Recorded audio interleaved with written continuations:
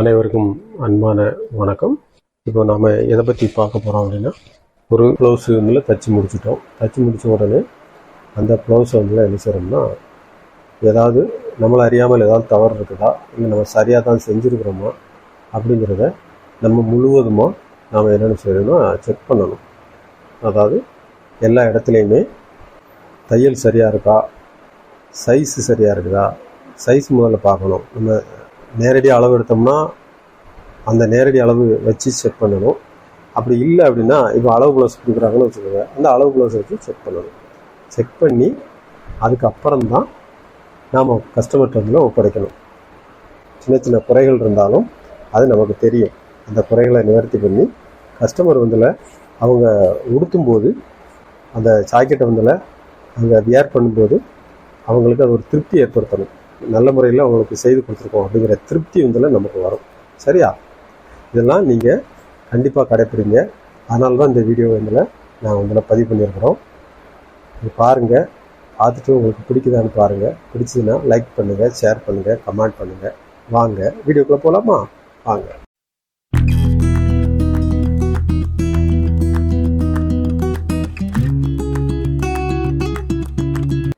Blouse வந்து எப்படி இருக்கணும்னா, இப்போ பாருங்கள், இது ப்ளவுஸ்.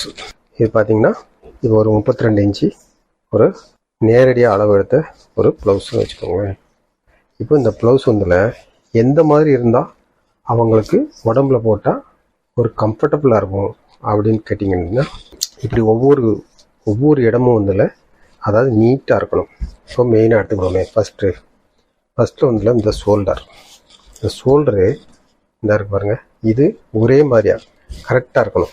இந்த ஷோல்டர்லேருந்து இப்படி கொண்டு வந்தோம்னு வச்சுக்கோங்க, இது அப்படியே நீட்டாக இருக்கணும். இந்த இடம் பாருங்கள், இந்த இடம் சுருக்கு இல்லாமல் இருக்கும், அப்படியே நீட்டாக இருக்கணும். இந்த மாதிரி இருக்கணும். சரியா? எல்லா இடமே பார்த்திங்கன்னா ஒன்று போல் இருக்கும். இது எந்த விதமான சுருக்கு எதுவுமே இருக்கக்கூடாது, இப்படி இருக்கணும். அடுத்து வந்தீங்கன்னா, இப்படி இந்த சைடு வந்தீங்கன்னா, அடுத்து வந்து பட்டி, இந்த கிராஸ் பட்டி இருக்கு பார்த்தீங்களா, கிராஸ் பட்டி பாருங்கள், எந்த ஒரு அதாவது சுருக்கு இருக்காது, தூக்கிக்கிட்டு இருக்காது. இப்படி இருக்கான்னு நீங்கள் முதல்ல செக் பண்ணணும். அப்படி செக் பண்ணால் தான் இந்த ப்ளவுஸை வந்துல அவங்க போடும்போது, கஸ்டமர் போடும்போது நீட்டாக இருக்குது, கம்ஃபர்டபுளாக இருக்குது அப்படி சொல்லி அதாவது திரும்ப உங்களை விரும்புவாங்க. சரியா? அடுத்து வந்து பாருங்கள், ஸ்லீவ் இந்த மாதிரி இருக்கணும். இப்படி மடித்து பார்த்தீங்கன்னா இந்த இடத்துல மடிப்பு விழணும். பாருங்கள், ஒன்று போல் இருக்கா, இப்படி இருக்கணும். இப்படி இருந்தால் தான் நல்லா நம்ம தைச்சிருக்கிறோம் அப்படி சொல்லி நம்ம நினைக்கலாம். சரியா? அடுத்து இந்த பக்கம் பாருங்கள், இந்த பக்கம் அதே மாதிரி இருக்கும், நீட்டாக இருக்கும். இப்படி வச்சு பார்த்தோம்னா ஒரே மாதிரியாக இருக்கணும். அதே சமயம் இந்த ஊக்குப்பட்டி இருப்பீங்களா, வீப்பட்டி இருக்கு பார்த்தீங்களா, இது ஊக்குப்பட்டி எல்லாத்தையுமே நீங்கள் என்ன செய்யணும்னா கரெக்டாக செக் பண்ணி அதுக்கப்புறம் நீங்கள் கஸ்டமர்கிட்ட கொடுக்குறதுக்கு பாருங்கள். சரியா? அப்போ தான் வந்துல அவங்களுக்கு பிடிக்கும், நீங்கள் தைச்சது அவங்களுக்கு பிடிக்கும். சரி, நல்லா இருக்குது அப்படின்னு தைச்ச உங்களுக்குமே ஒரு திருப்தி இருக்கும். சரியா? பாருங்கள், நீட்டாக இருக்கும். அதே சமயம் பேக் சைடு எடுத்துக்கோங்க. பேக் சைடும் இதே மெத்தட் தான், ஒன்று போல் இருக்கான்னு பார்க்கணும். பார்த்துட்டு அதுக்கப்புறம் கஸ்டமர் கையில் நீங்கள் ஒப்படைக்கணும். இந்த அரை இன்ச் மட்டும் வச்சு இப்போ கட் பண்ணுறோம்ல, ஒரு அரை இன்ச்சு கீழே பட்டிக்கு வந்து எல்லாம் ஒரு சிலர் 2 இன்ச்சு விடுவாங்க, 1.5 இன்ச்சு விடுவாங்க, அப்படியே மடித்து அடிக்கிற மாதிரி இருக்கும்.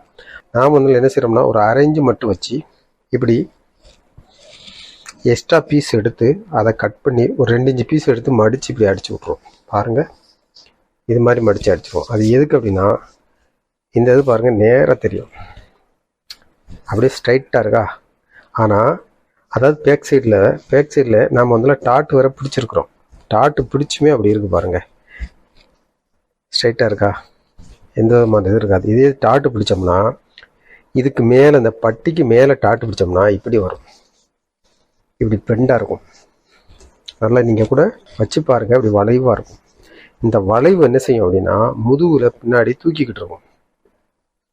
அதாவது இந்த ப்ளவுஸை வந்துல அவங்க போடும்போது பின்னாடி தூக்கிக்கிட்டு இருக்கும். இது அவங்களுக்கு தெரியாது, ஆனால் இது வந்து அதை உடம்போட ஒட்டாது. அதனால தான் இந்த மாதிரி பட்டி போட்டால் உடம்போட நல்லா ஒட்டி கிரிப்பாக இருக்கும். பீஸ் போட்டு அடிச்சிங்கன்னு வச்சுக்கோங்க, நல்லா திக்னஸ் இருக்கும். நல்லா பட்டி வந்தில் அவங்களுக்கு கிரிப் கிடைக்கும். அதனால தான் இந்த மாதிரிலாம் நாம் வந்து செய்கிறோம். சரியா? இது மாதிரி நீங்கள் ஜாக்கெட்டை தைச்சி பழகிக்கோங்க. ஜாக்கெட்டை தைக்கிறது பெருசு கிடையாது, ஆனால் அவங்க உடுத்துறவங்களுக்கு அது கரெக்டாக போய், அதாவது ஃபிட்டிங்காக இருக்கணும், சரியான ஒரு இதில் போய் அவங்களுக்கு இருக்கணும். பார்த்துக்கோங்க. சரியா? பாருங்கள், வீடியோ பாருங்கள்.